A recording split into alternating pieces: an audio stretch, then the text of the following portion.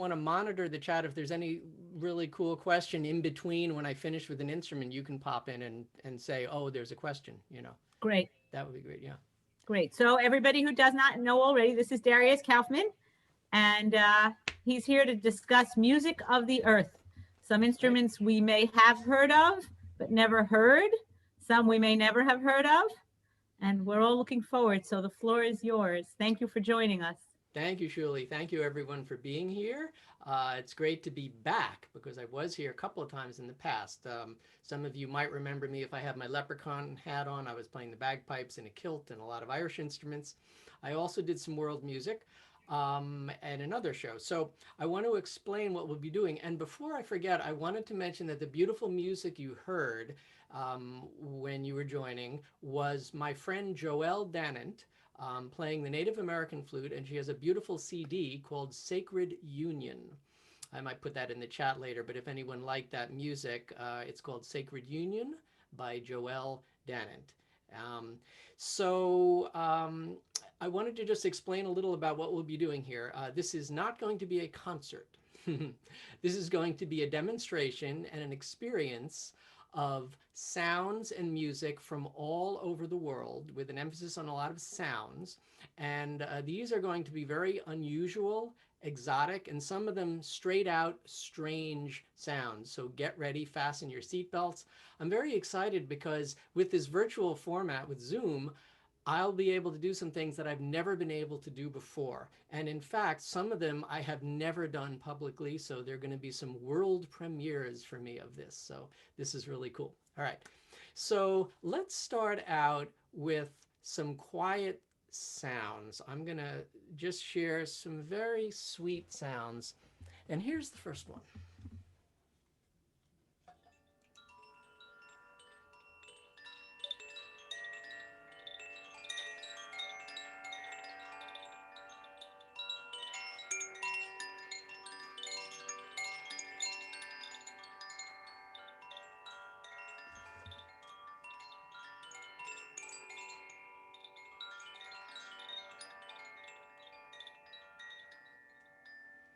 So these are called koshi chimes, and you might think they're wind chimes. They're actually not wind chimes. They're made in France, and they're basically made for sound healing and for relaxation. And I'll show you what they look like up close. Another advantage of Zoom and cameras, if you can see, I'm not sure if there's enough light for you to, I'd probably need to shine a flashlight in there. But in any case, let me do it from this end. So you can see there are rods in there and there's a little bead and the bead goes around. So it's an inside out wind chime, too delicate to hang outside and too soft. But it's such an enchanting sound. To me, it sounds like angels or fairies. Koshi chimes, they're called. All right. Now, by the way, is there a way to mute the bell when somebody enters? If there is a way to do that, that would be great. There is a way. The problem is that because we're all focused on you, we might not notice if someone shows up in the waiting room. Oh, that's okay. It's just, can everyone else hear the beeping when they come in? Or is it because it's a little distracting? That's a good question. Does everyone else hear the doorbell when it? No. Okay, so it's good. Only hosts that hear the doorbell. Then it's not a problem. Okay. All right. So the next sweet sound. We have a request from the chat, though, that if there's a way to make your volume a little bit louder. I can make it louder, yes. They're having a little difficulty hearing you. Okay, I can make it a little louder. However, that was the quietest sound. So I'll make it a little louder, and then if it's too loud, you can let me know, okay? So just let me know if it's too loud. All right, so here's the next instrument. This is basically an African kalimba, but it's a very special one. And it's called a thumb piano because I play it with my thumbs. I'm gonna stand up so you can see me doing this. And here we go.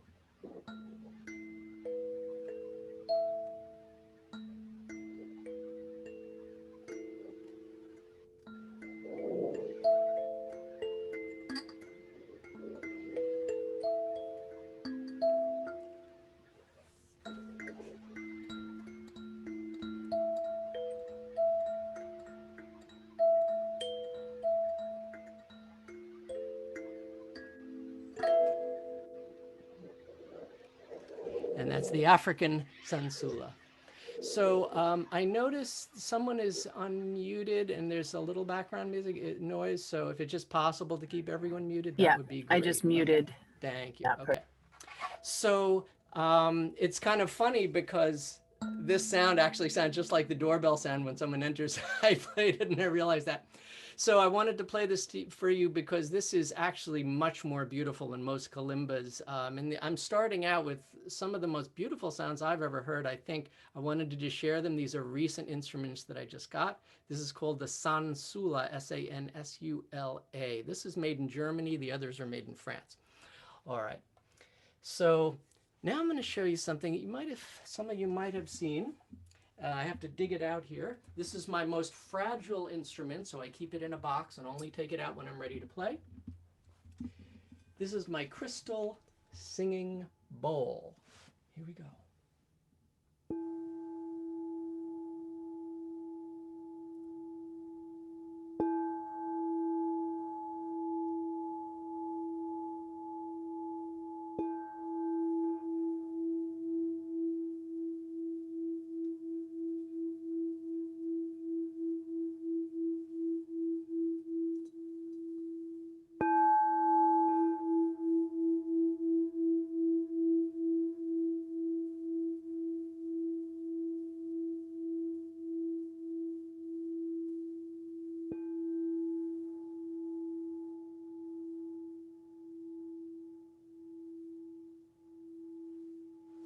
And if you hear it's still going, if I hold it up to the mic, you can hear it still vibrating.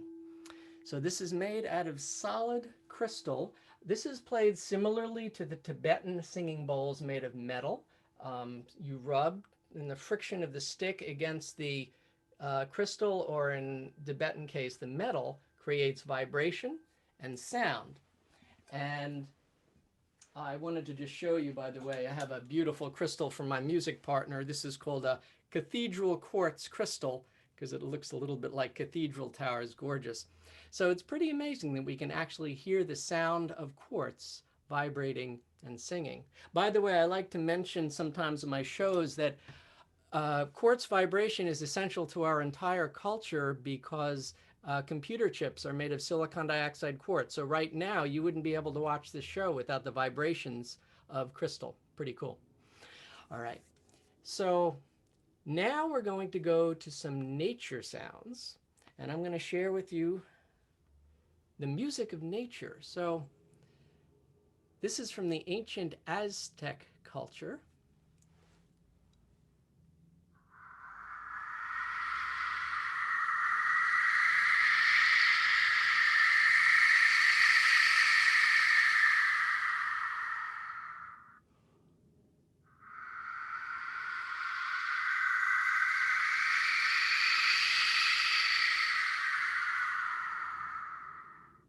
And that's the Aztec wind whistle. And you can see this is a replica of an ancient one. I've never found another one like this.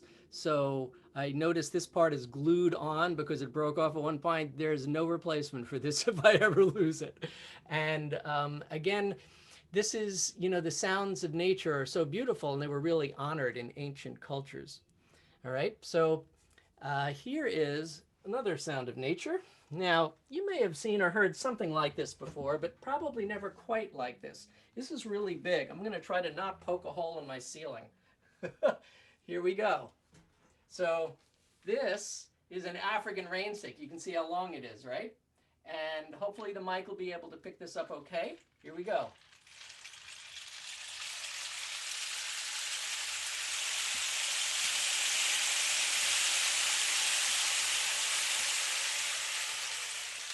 Right? And it's still going, right? So I'll tell you how it works. Most rain sticks, by the way, are small, like, where did I have my little one? Here we go. Oh, kind of like small ones like that, right?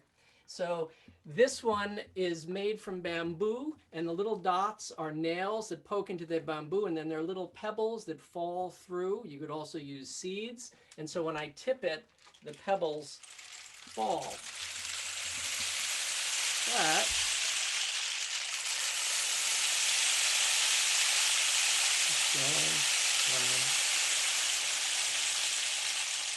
right? And actually, it's not done. I can get. This is the biggest one I've ever seen. I just had to show that to you. Okay, the African rain stick. Now, since we're doing the elements of nature, Can I interrupt and just ask where that yes. rain stick is made? That is Yeah, fabulous. yeah, that's Africa, I believe that one is. But a lot of rain sticks are made in South America and also Mexico. Little ones are often made of cactus branches with cactus seeds and thorns inside. You won't usually see one that size. So thank you. Yeah, that is gorgeous. And again, I'm that's sorry for interrupting. I just no. fabulous. Thank you for the great question. And that's another one. I can't lose that because that's irreplaceable. All right, now here we go. This is an instrument you might be familiar with, but not in this way. Let me rearrange my room here. Put it down. Actually, hold on one second. By the way, you should see my room. You're seeing the nice empty space behind me. If you actually saw my room, I have an explosion of instruments all around me. I counted 24, but probably more than that I want to share with you today. So we have a great question in the chat, and I hate to keep interrupting, but someone asks how you acquired these instruments. Did you travel to the places where traditionally they're played, and did people send them to you, or do you buy them online? Right, great question. Some of the places I did travel. However, my music partner, Ron, we do a lot of school and educational shows together. He was an instrument collector for first 13 years before I met him. And he introduced me to the whole shamanic indigenous world of sounds. And he had like 100 instruments. So a lot of these are from him. He got them, a lot of them online or in stores in New York City. So a lot of different sources. Yeah. But yeah, good question. All right, so here we go. This is a Chinese gong, which you might be familiar with, and you probably think of a gong as being very loud. However, gongs can be played very softly, and there are people who use the gongs for healing. So I'm going to give you a taste of the quiet sounds. Now, when you listen to this, pay attention. I'm going to take my headphones off here for a sec. Pay attention to all of the overtones and the different sounds you can hear inside, because it's a very rich palette of sounds.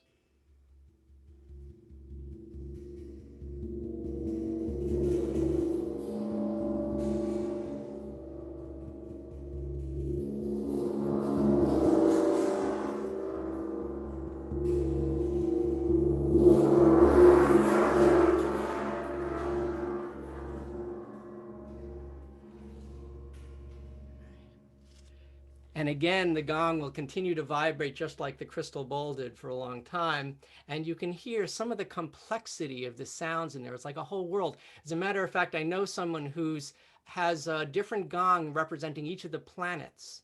And it's like the music of the spheres. And it does have sort of a very ethereal sound. Actually, they've been able to duplicate the sounds of the planets spinning in space electronically, and some of them actually sound like gongs. So literally, it's the music of the spheres, which is kind of cool. Okay, let me put my headphones back on now. And again, feel free to interrupt anytime with questions, Shuli, if there's anybody that's putting them in the chat. And we'll do questions again later. I apologize, by the way, I get blurry because I'm moving quickly back and forth, and that confuses the camera. So if it gets blurry, I can just do that. Alrighty, so, oh boy, I got a strange sound for you now. Get ready.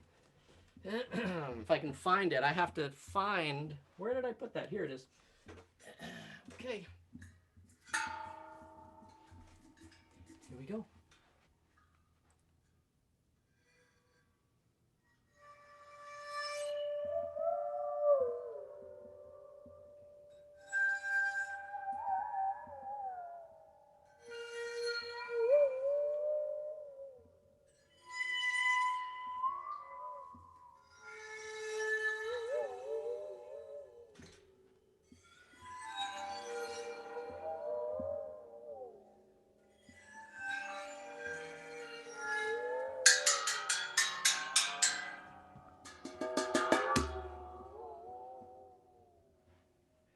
And this is called the ocean harp. And the secret to it is water. So there's water inside. And so there's rods that I rub with a violin bow, right? And when I rub the rods, they vibrate just like the other instruments. When I tip it, the water goes back and forth. and changes the pitch of because it's changing the air cavity. So the pitch changes like that. Right? Now, it's called the ocean harp because it sounds a little bit like whales or dolphins, right? Which is pretty cool. Now I'm going to tell you a cool little factoid about this for those of you who like factoids. So this instrument was invented for a movie by Alfred Hitchcock called The Birds. So I don't know if any of you ever heard The Birds. Someone said theremin. Yes, it does have a similar sound to the theremin. The theremin is a much more controlled instrument and it's electronic, but you're absolutely right. And the theremin was used in soundtracks and CDs, also albums back in the 60s and 70s. So this was invented for Hitchcock commissioned a man named Richard Waters to make an instrument for the Birds, scary sound. And so it was used in, for the Birds, right? The Birds, and also the Kung Fu series with David Carradine. It was used in that and a lot of other things. So there you go. Some very esoteric, strange sounds. All right. Now, by the way, for those of you who actually like music, we're actually going to get to a little music too. So I just want to let you know that. All right. So let's see what's next on my list. Are these instruments used for music in certain cultures? Okay, the ones that I'm showing you right now, well, the sansula, the African thumb piano, certainly is used in Africa. And I'm going to show you, so as we go along, I'll be getting more and more into the instruments. What I've been showing you mostly are effects, sounds, and so on, creating moods and all of that. Okay. Oh, I got one more cute thing though, before we get to things resembling music, which is another sound. Here we go. Let's see if you can tell me what this sounds like. I'll give you a hint. Think summer nights. Cricket. Cricket, that's it, right. So this is a cricket. It actually looks like a crab. It's funny, but this is made in Indonesia, I believe, out of bamboo, and they make so many things out of bamboo. It's incredible. You'll see some instruments of bamboo more in a minute. Anyway, I just thought that's really cool. The way it works, by the way, is if you look closely, you can see this end hits first and then this end. So it makes a like that. Sounds like a cricket. Okay, now let's get to something resembling music a little bit more. Here we go. So this is an ocarina from South America. This one is from Peru. And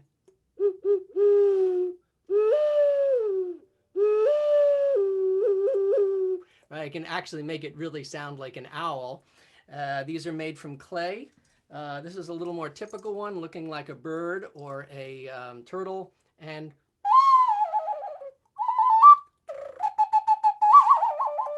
in South America, they love to imitate, sounds of the birds and the animals. And I can also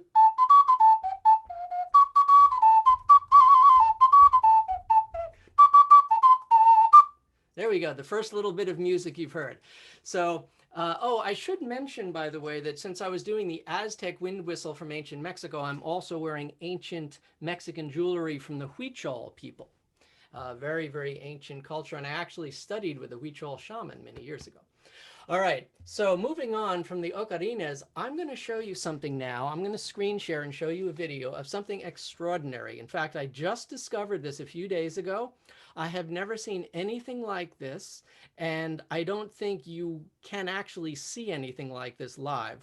So I'm very grateful that I can share this with you, and I'm going to give me a second here. Let's see. Okay, so I want to share this and this. And let me do this.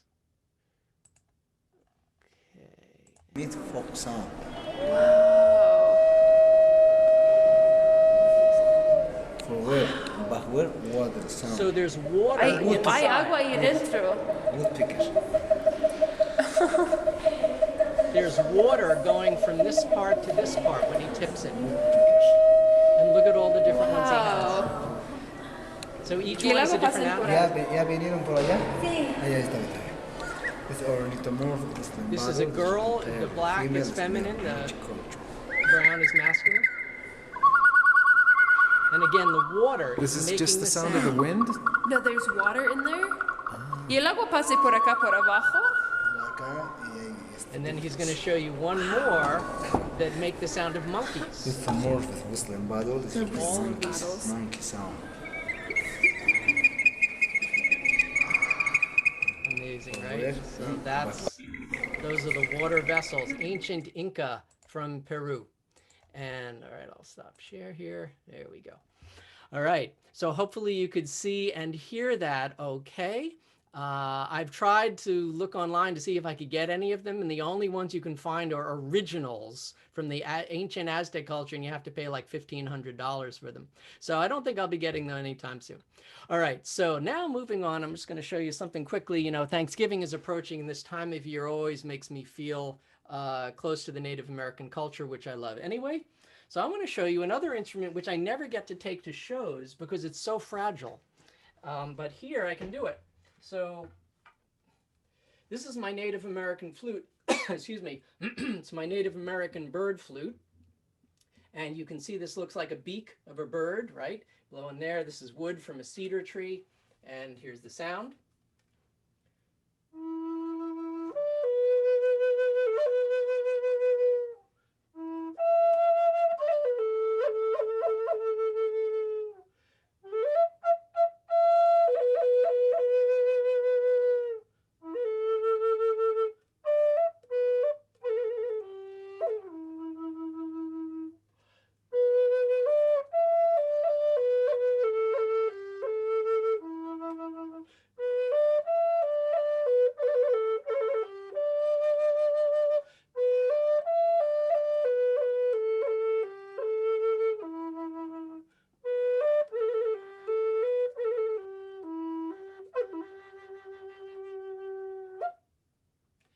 That's the Native American flute, also known as love flute because it's used in courtship in a lot of the Native American Plains tribes. So, all right, that's that. By the way, they come in a lot of different sizes, and so smaller ones will have higher sounds. I was also playing the theme song from Pocahontas, one of my favorite movies there. If that sounded familiar to you, then that's probably why. Get the camera to focus here again. Okay, so I'm going to show you a minute of the Native American drum. And again, I'll move back here to get it. Okay. So I want to show you this drum up close. This is the Native American Indian frame drum made traditionally from skin, in this case deer skin. Animals painted on it, tied in the back with the sinews from the animals, very stiff, stronger than rope. And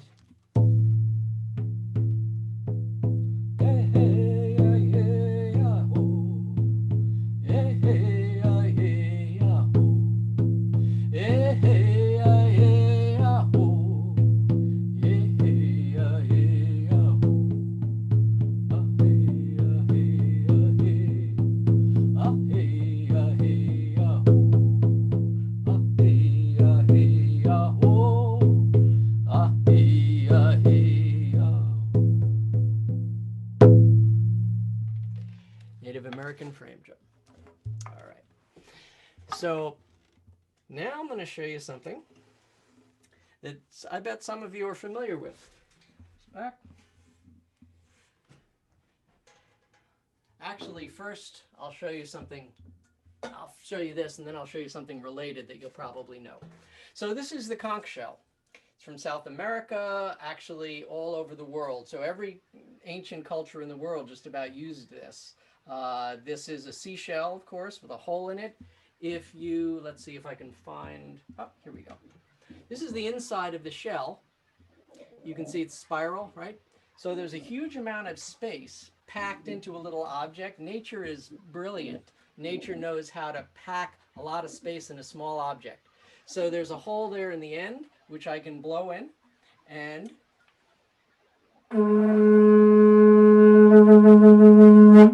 like that. And if I put my hand in it, I can actually change the sound.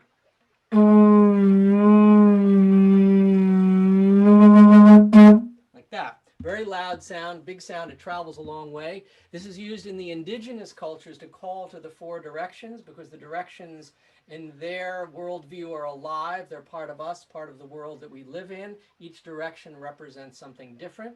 I met someone after one of my shows from Africa. He said in his fishing village, the fishermen call to each other across the water with the conch shell, right? So, by the way, it's called a conch shell because a little animal called a conch lives inside, and some people, in the Caribbean countries especially, eat the conch for food. Now, here's an instrument that's similar, and some of you may be thinking about it. In fact, can you think of any instrument that you might know of? Right? From the Jewish culture, shofar. So shofar is a similar idea. Ram's horn, right? But notice the spiral, right? It's a very similar thing. Now, I'm not a shofar player, of course, although I do have rabbis back on my mother's side, so I guess I'm allowed to play it. So let's see if I can do this. It's very, very tight. If any of you ever try to do it, it's really hard. Got it! Yay! So, and of course, this is played on the High Holy Days, and it's, for very important occasions. But similar idea. I think it's so cool the way ancient cultures have these similar ideas and techniques. All right. All right. Now, we're going to start to move into some more music in a minute. But here's something that's sort of a borderline between music and sound. All right. We're going to go to Australia. Here we go. And I got them right over here behind me, and these I'll definitely need to stand up for. Okay, so let's see. I can dig these out here. Alrighty.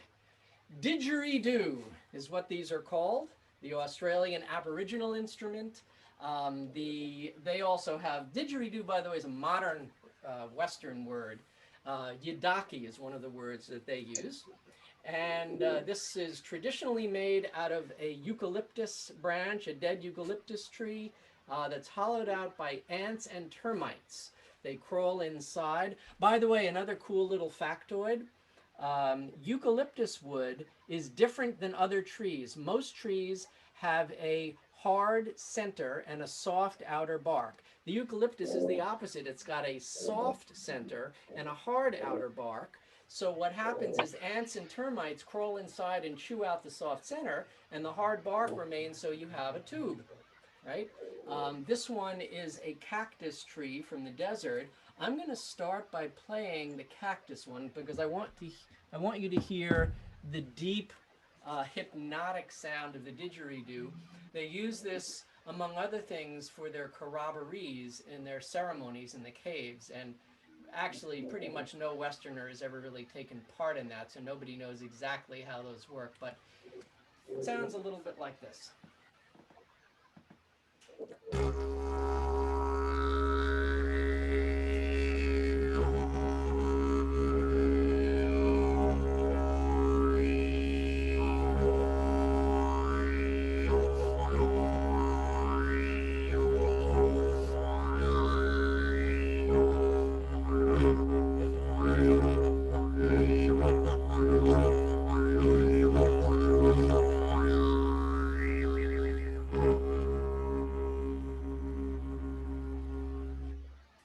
That's the sound of the didgeridoo. I saw a question in the chat or a comment that I wasn't able to read it. So actually, let me just check out the chat for a second here to see.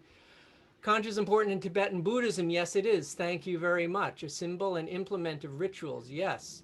Very good. I thank you for mentioning that because the conch shell is used all over the world and it's also found in Tibet, which is very interesting because that kind of proves that Tibet at one point was underwater, right? Because it's a seashell. So very cool. Yes, it's used in Africa, South America, North America, Tibet, everywhere. All right, so now what I'm going to do is show you the other didgeridoo. And I'm going to show you how they use the animal sounds for hunting. And I'm going to play with a click stick here. Click sticks are from Australia, are generally used like that. I'm going to use one of them against the didgeridoo. Give me a second here. I have to move my delicate flute so it doesn't get damaged. Okay, and this is very heavy. I'm going to prop it up on my desk like that, and I'm going to play it. Here we go. So let's see if you can hear animal sounds.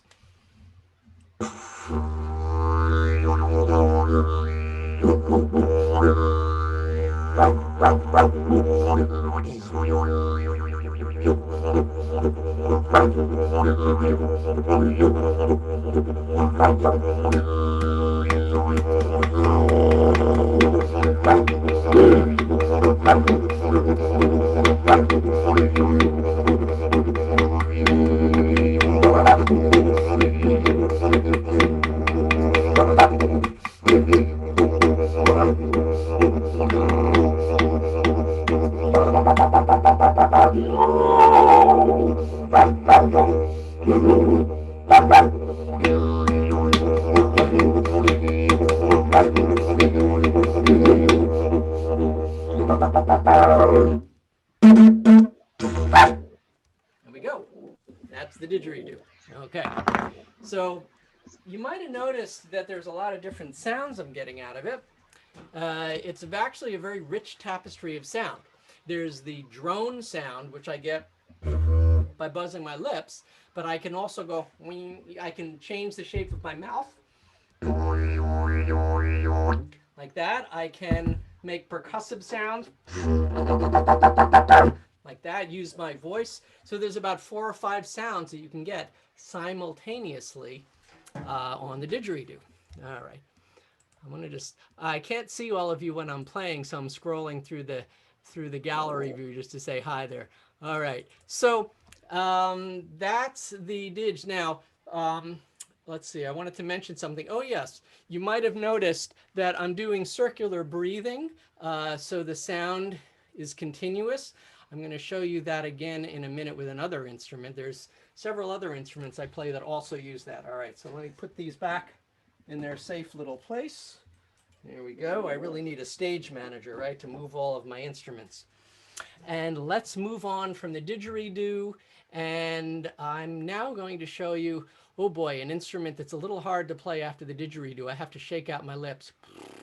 Oh, by the way, in case you're curious, so the didgeridoo I'm playing, I'm going like that. I'm buzzing my lips, using my voice like that. Okay. Now let's move to Asia. And I am going to show you an instrument from Japan called the shakuhachi. Here it is. Okay.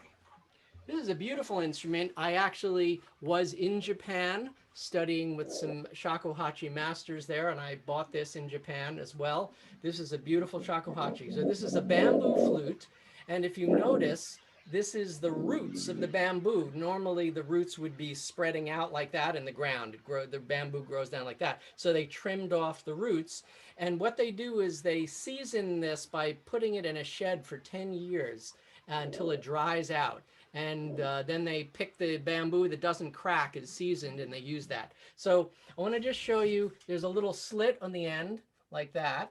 By the way, these instruments, actually, the good ones, these are thousands of dollars. They take years to make. It's quite a thing. They, the inside is hollow, but they actually shellac it with poison sumac. Red sumac is used to coat the inside so it becomes waterproof. It's amazing. In the ancient Japanese culture, they did these incredible things. So I'm going to blow on it now.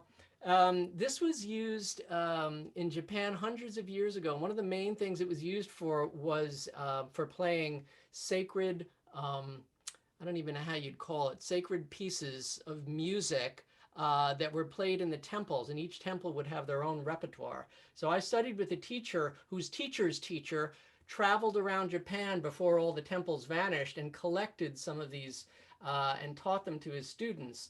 So I learned some of this meditation music because they're for meditation, the music of the shakuhachi traditionally.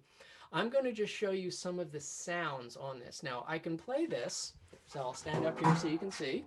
And I can play it like a flute, like that. Here's the red dragonfly, akatombo, a famous Japanese folk song.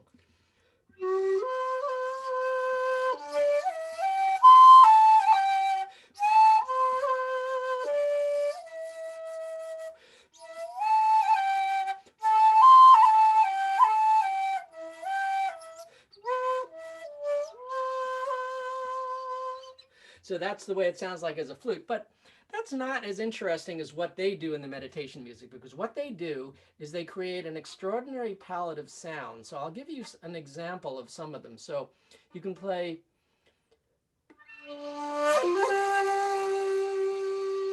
You can play very airy, like that. You can play loud. You can play, I can make a vibrato. Oh, one of the main things is you can change the pitch by moving your head. So I can go.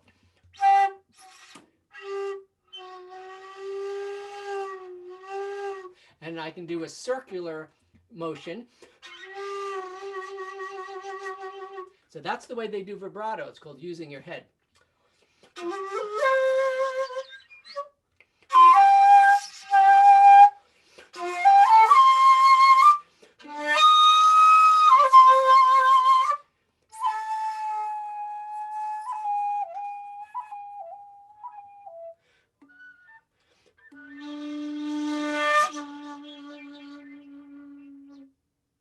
And very, very strange sounds, very nature-based, very animal-based. And by the way, in order to play really well, I'd have to warm up and not be playing after the didgeridoo, because that totally ruins my chops. Shakuhachi players don't play anything else. They just play shakuhachi. So it's kind of hard to switch to this from another instrument, but I'm giving you some idea of the sounds. And you're going to hear another related instrument in a minute. So let's go to China now, because that was Japan. So I'm going to show you a couple of Chinese flutes. Now this one's called the bawu, and you're going to recognize this sound probably. So I'll just play it for you.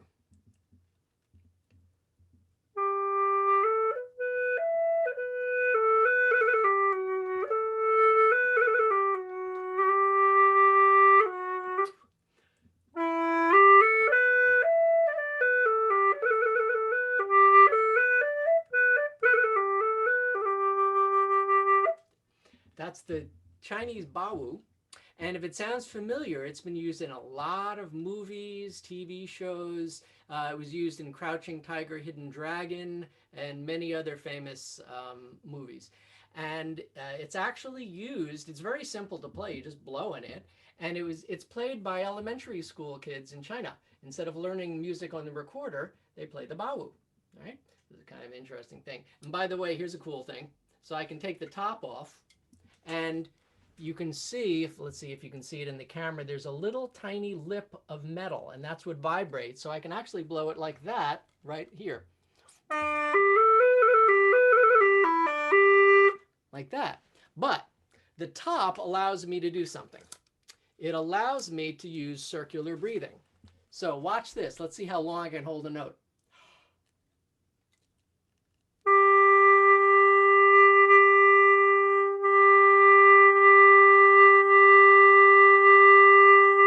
I can keep on holding it forever, because what I'm doing is I'm pushing air out from my mouth while I'm breathing in through my nose.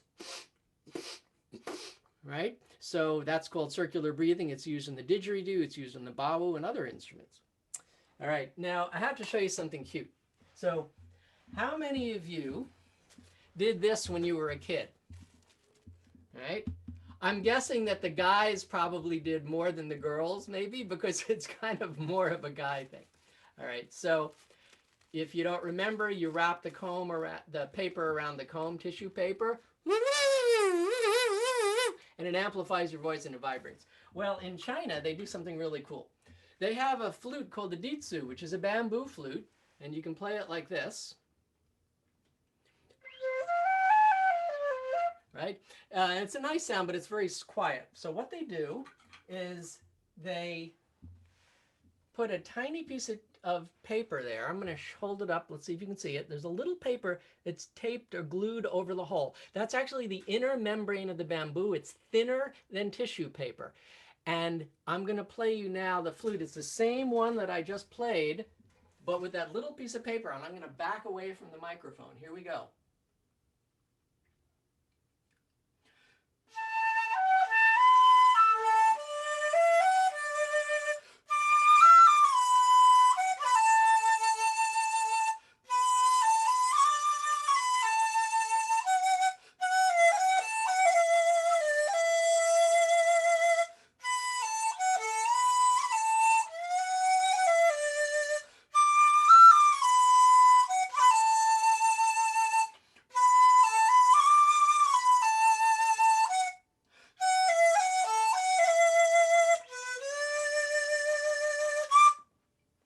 That's a famous song in China, actually. And you could hear how that one little piece of paper makes the sound incredibly loud. I mean, you could play this in a concert hall without any amplification, just one little tiny membrane. Amazing how smart they were. Okay, so now we're going to get to some South American sounds now. Oh, I want to just check. Let's make sure. Yes, I have another video I'm going to show you in a second. All right, so I want to show this to you because this is from South America. It's called the quena, but it's actually played just like the shakuhachi. Take a look. There's a little slit there, just like the shakuhachi. And if I blow like that, I can get a sound just like the shakuhachi, but very different kinds of music. This is from Ecuador, the quena.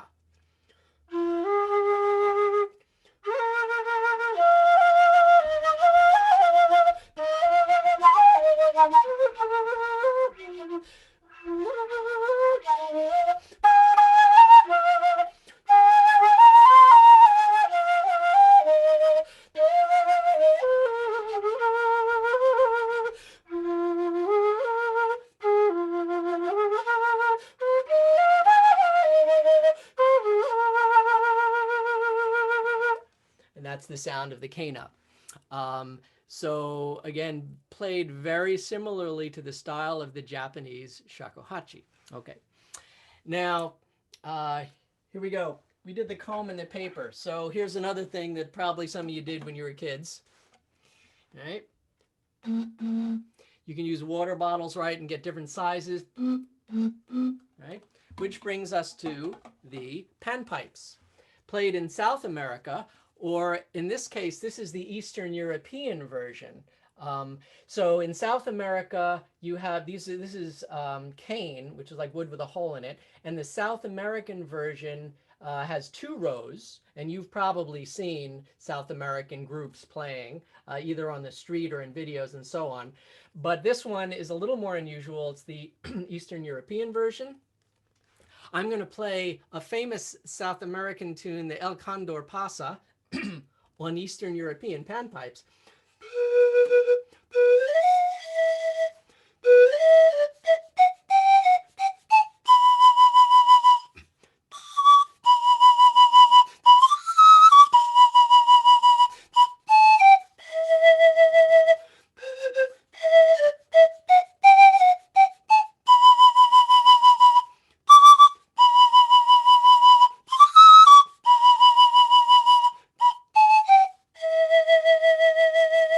That's the basic sound. Now I can also play it very soft.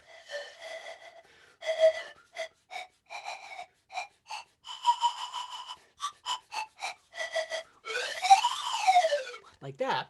But I can also play it very percussively. So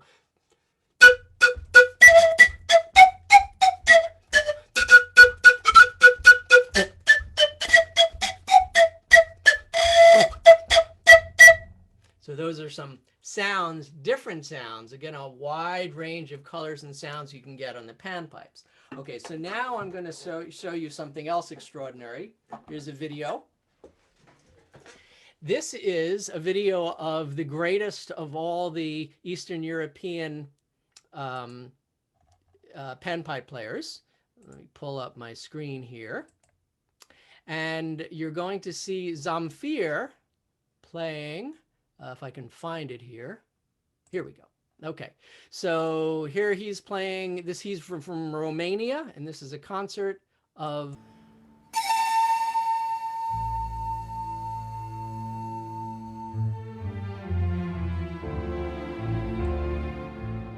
Okay, so that's Zamfir and the panpipes. Let me exit from this. And I wanted to show that to you because I just think that's some of the most beautiful music I've ever heard. And you'd never think of it coming from the panpipes, right? He's played in a lot of movie soundtracks and so on. So, all right. Now we're going to start to move into, one more thing until the final section. So now I'm going to show you another, possibly the most beautiful instrument I've ever heard right now. So I'm going to give you a little taste of the sound. This is from Armenia. A little more Eastern European music. If I can find my instrument, where is it? Here it is. Okay. So this is called duduk. This is played in Armenia. Armenia is a very strange country, by the way, in terms of location. It's sort of half Eastern Europe and half Middle East, and it's just very exotic, amazing culture, very mountainous, very rural. This is made from apricot wood, and the reed is the largest reed proportionally of any instrument in the world, I believe, because look at the reed. The reed is like literally like a quarter of the length of the instrument. So the reed is the instrument in this case. This is made from cane, handmade. And by the way, this instrument is made by a master in Armenia. I actually learned from him. I bought an instrument from him and took lessons from him on Skype and learned some of the basics with his daughter translating. It was great. So I want to show you. There's the reed. I blow in it to make a sound. Now, I have to warn you that I'm going to look pretty weird when I'm playing because the way you play is you puff up your cheeks like that. There's a tremendous amount of pressure. You can actually do circular breathing, although I won't be on this. And the other thing is that the duduk is continually changing. So every few seconds, a duduk player is going to be adjusting this, which closes the, so you'll probably see me doing that as I play. Now, here's what I'm going to do. I'm going to screen share again a duduk drone, because traditionally the duduk is played against a drone, somebody else playing the duduk, and it creates a lovely hypnotic sound. So first, let me get my sound going here. And I have to pull up my duduk drone here. Again, this is a great, hold on one second. I have to actually find my drone. Okay, my apologies. I'm not finding it right now. So let me see if I can, here we go. Okay, there we go. So there's the sound of the duduk drone. And now I'm going to play a famous song, essentially the Armenian national anthem over this.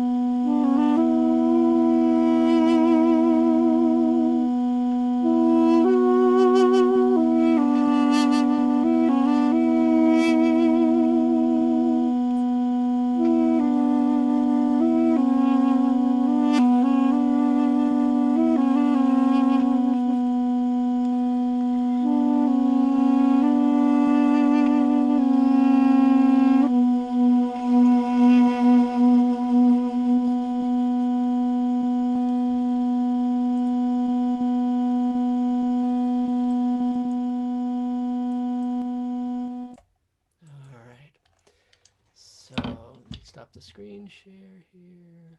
Whoops, did I? Oh yeah, there we go. Okay, so could you hear that okay? Yeah, good. Okay, great. So for me, that's probably the most haunting instrument I've ever heard. It was first introduced to the West in the movie The Last Temptation of Christ, the Martin Scorsese movie. It was used in that, and then a lot of other movies too. That was, anyway, so I wanted to share that with you, the duduk. Okay, now another very strange wind instrument. Here we go. This is possibly the weirdest wind instrument in the world. It's called the ney. This is the Persian or Iranian version. It's made from a reed, basically a piece of grass with a hole in it, right? And just a few holes punched in it. And then you stick it between your front teeth and you use your tongue like that. And let's see if I can get this. Hold on one second. Got to straighten this out. Okay, here we go. So you gotta, like that. And I'll lower down in.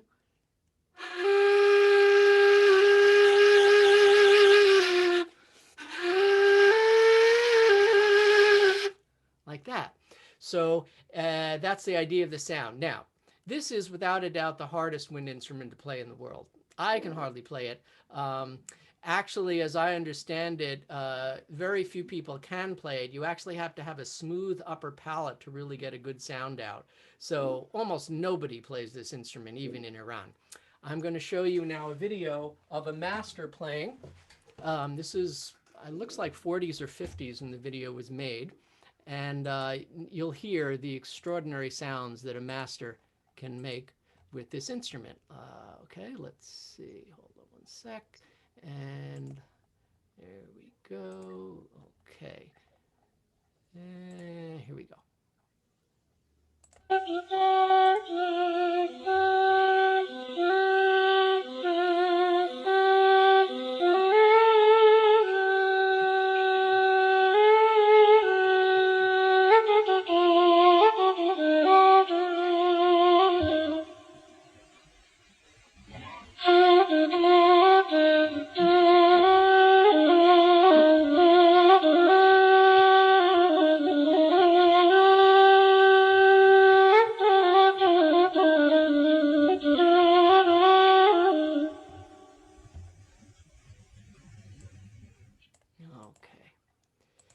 So that's that's the Persian name. Whoops, sorry, I have to come back to, lost my Zoom screen again. All right, give me a second.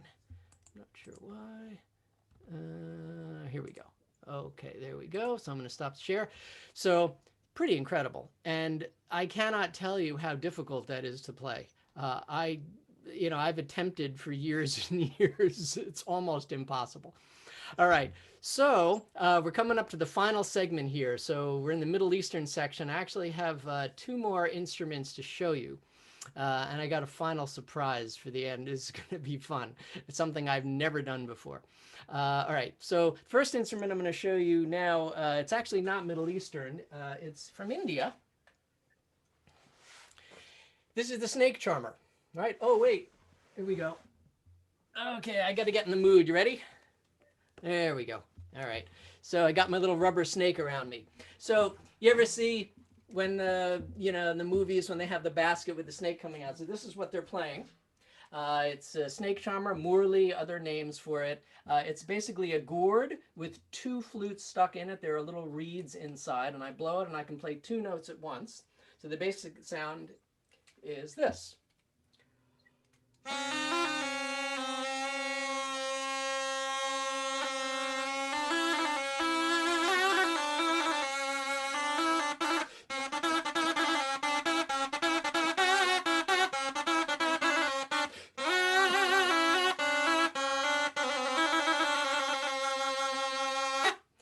So that's a little taste. I'm going to actually play it more in a few minutes. But yes, somebody said they actually saw a snake charmer with a live snake in southern India. It's amazing what they can do. And by the way, so you may know this, but the snakes don't have ears the way we do. They follow the motion of the snake charmer, but they also have membranes in their head which responds to vibration. This is a very buzzy sound, so they can actually feel it as well, and it affects them. Okay, so I'm going to come back to the snake charmer in a minute, but I'm going to show you one more Middle Eastern instrument, and this is the doumbek. Now, this is played in Egypt, and this is the belly dancing drum, basically. So it's called a doumbek because if you hit it in the middle, you get a doom. If you hit it in the side, you get a beck. Right? And I can't really demonstrate it for you properly because I'd have to sit down and move the camera, which would be a little complicated. So I'll just show you the basic way you do it is you're sitting, you hold this in your lap, one hand does the high beck and the other does the doom. And you can, so like so.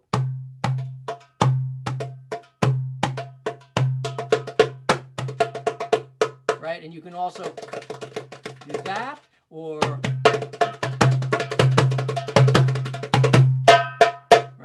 So you get the idea, right?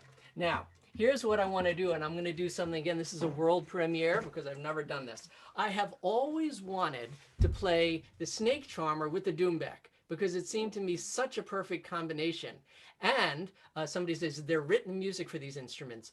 No, well, okay, that's a good question. I don't really know for sure. Traditionally, none of this was written down. It was all verbal, taught, from memory, right? It's really only modern classical music where people wrote music down, which is too bad because classical music is great, but people really got away from playing from memory and also improvising and playing spontaneously. I'm classically trained, by the way, in case anyone was wondering. So I was playing, from a young age, classical piano, and then I have a degree in classical flute. And while I was in school for classical flute, I discovered the bagpipes, and I gave up classical music, and I traveled around for 5 years with a pipe band. And then I discovered other world instruments and just fell in love with the sounds and the feelings from different cultures. Here's an example of writing down music. So with the shakuhachi, traditionally it was never written down, but my teacher's teacher's teacher realized that the whole tradition was dying in Japan. So he traveled around Japan. He went to each temple, isolated temples in the mountains, and each one had like 1 or 2 shakuhachi meditation pieces, and he learned them, but then devised a system to write them down by hand. So there was a modern system of notation written for shakuhachi music, and probably a lot, that's true now for the duduk.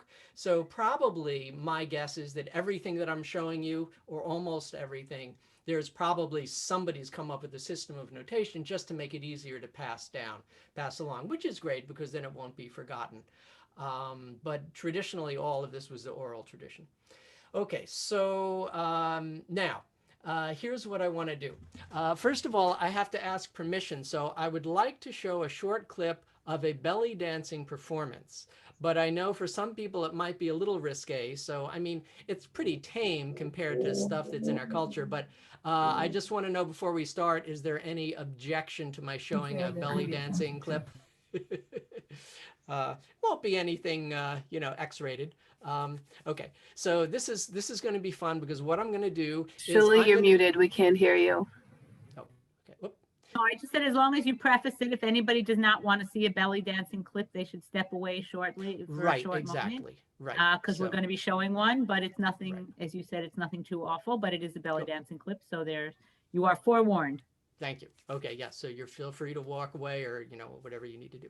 Okay, so what I'm going to do is show a belly dancing clip. Now, there's going to be a belly dancer. There's going to be a doumbek player who's going to be introducing it. And so you're going to get to see a real doumbek player. Oh, no, I'm going to show you one quick thing before that. I'm so glad I remembered. Okay, so before I show you the belly dancing clip, and again, is it okay we go another 2 minutes? Is that, we got, good. So I'm going to show you a friend of mine who is one of the greatest percussionists in the world, Middle Eastern percussionists, and I'm going to show you what he can do on an instrument called the daf.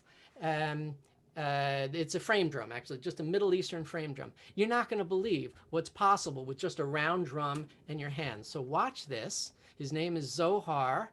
I haven't seen him in 20 years now, but I used to jam with him in the city. And let me get rid of this. Okay, here we go.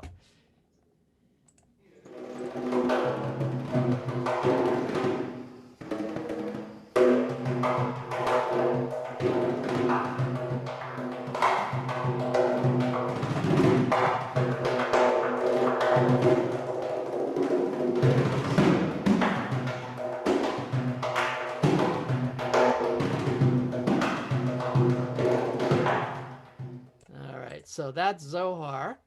And oops, hold on one second. I have to get back to my Zoom screen again. Okay, so what you just saw is somebody who actually invented a lot of those, some of those techniques, and it's incredible. When you're right next to him, watching him do these things, it's incredible. All right, so now I'm going to show you the belly dancing clip. This is going to be the final clip that we're going to do, and there's going to be a duduk player, a doumbek player playing the Egyptian doumbek. Like I was demonstrating, but he's a master. So you'll see everything he can do while the belly dancer is dancing. And in the background, I'm going to play the snake charmer. So this may be a first. I don't know if there ever has been a snake charmer, Indian snake charmer, playing with Egyptian belly dance and doumbek. All right, so I'm going to share the screen here. And let's see if we can get, whoops, sorry. Here we go. Okay, and we're going to go to this. Let me hide this. Okay, so I'm going to start the video, and then I'm going to go to my... Mesdames, Messieurs, Sonia!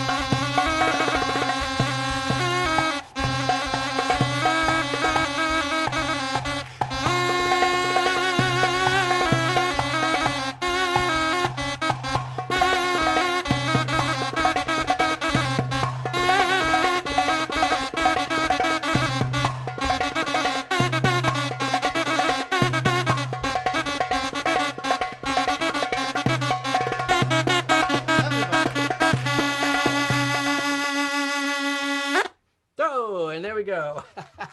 All right, let's see if I can get out of this smoothly here.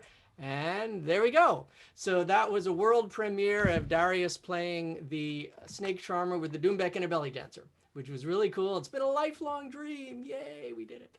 All right, so that's the show for today. And now we can open it up to questions. If anybody has any questions, you can put it in the chat, or maybe Shuli or somebody can tell me. I'm scanning through the chat here. How does one learn to play these instruments? A lot of them are just self-taught. But some of them I studied with masters. Yep, so definitely, yeah, very interesting. Are you currently in a group? I am not. I'm just solo. Well, I have a music partner. We've done school shows together. So I have. He's the one who introduced me to the shamanic music and the instrument collector. So we have done educational performances together. Yeah, most of what I'm doing now is solo. Yeah. Your neighbors must love you. Nah, well, it's so funny because with the virtual shows, exactly, I just sent one of them a note saying, I'll be doing these shows periodically. Most of the sound shouldn't be too loud. I hope you're okay. My house is amazing though, because every floor has instruments stuffed into it. This is just, what you saw is just a small portion of the instruments I have in my house. So, yeah. How long have you been collecting? What's that? How long what? Have you been collecting? Oh, well, since I met my friend, and he was collecting for 13 years before me, and I met him 26 years ago. So, God, together almost 40 years of collecting instruments. Yeah. I found those nature sounds particularly enthralling. The wind and the rain. Thank If you. you close your eyes, you were just outside in nature. Thank you. Oh, that's so sweet. And thank you for the feedback. One of the things that I've done is actually meditation programs where people just close their eyes and listen. I didn't want to do that whole thing for today because, it's not everyone's cup of tea. And also it's a little hard for it to come across sometimes virtually. So thank you. I'm glad that you got the feel for it. Yeah. Darius, For those people who have a website? Yes, I have an educational website. It's called journeyswithsound.com. I'll put it right in the... But you know what I'll do? I'll send the link. One is journeyswithsound.com. The other is journeyswithsound.com /spiritual.html, and that has some spiritual links. I'll also put the link from my friend CD if anyone liked that. So Dan and Sacred Union, if you want to look that up. Yeah. I would Julie, point out you're gonna send a link to this recording. I'd like to forward it to someone. If you email me just to remind me, then I will send you the link to the recording quickly. Great. If you rely on my memory, then it might take a little bit longer, but emails, I leave them as unread so they get handled right away. Great. I should also mention to those people who enjoyed the Crystal Singing Bowl, Nan, who does our yoga every Friday, she doesn't use such a special one and she doesn't use a crystal one, but she does also use singing bowls for her relaxation. And if you found that song, that sound therapeutic, I highly recommend you join in on Fridays at 11. She ends her sessions every Friday with singing bowls. You can get Tibetan singing bowls at any of the Tibetan stores. There are a lot of Tibetan Himalayan stores around town. Typically downtown, you can buy Tibetan singing bowls at those stores.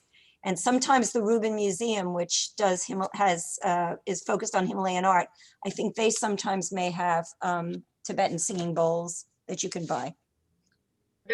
For Darius, have you been exposed to the Caribbean steel drums? I have, yes. It's not something that I play, but definitely that's a wonderful instrument. Yeah, absolutely. Started from an oil drum. It's amazing.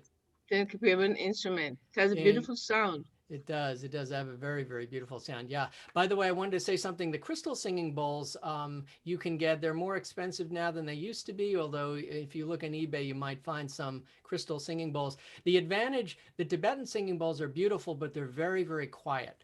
So they're hard to hear. The Tibetan singing bowls are, you know, just easy to use as a meditation tool. And it's so amazing that you're doing that at your center. I love that.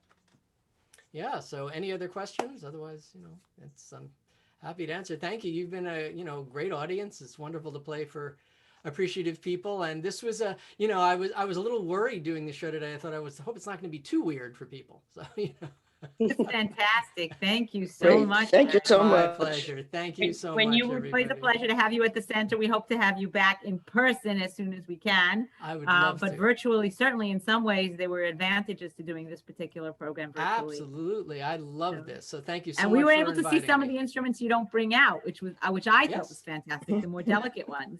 Definitely. So thank you so much. It was highly educational, and I have a funny feeling some people will be doing a little bit of Googling after this. Cool. And going on YouTube themselves. And I know I'm going to hear about it in our subsequent meetups. I saw some of those eyes light up in your screen.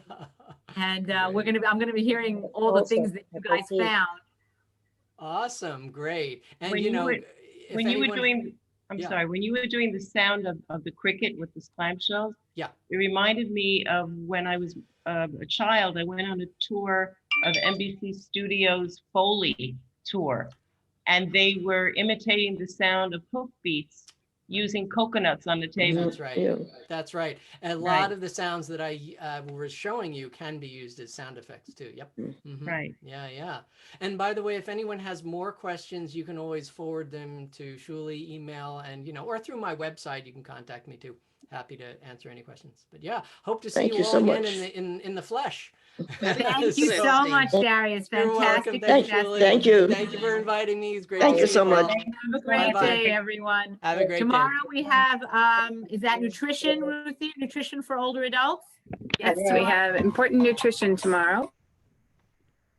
If you have not yet clicked on the link, it amazes me how many of you get, and obviously not you guys, but so many people get our newsletter, open our newsletter, and never bother to click on the link. And I'm trying to figure out why, whether they don't realize that that's where the schedule resides in that link, or they're having difficulty with the link. So if anybody knows why, let me know. You guys clearly made it all the way through. But we have a lot of great programming and we want to get it to as many people as possible. And obviously people are interested because they're opening our emails, but they're not all clicking on the link. So let me know about that. Okay. Have a great day, everyone. We'll see you tomorrow for the meetup and nutrition for older adults. And we'll see you. Thank you. Enjoy the rest of this gorgeous weather. Yes. Get outside a little. Bye. Take care.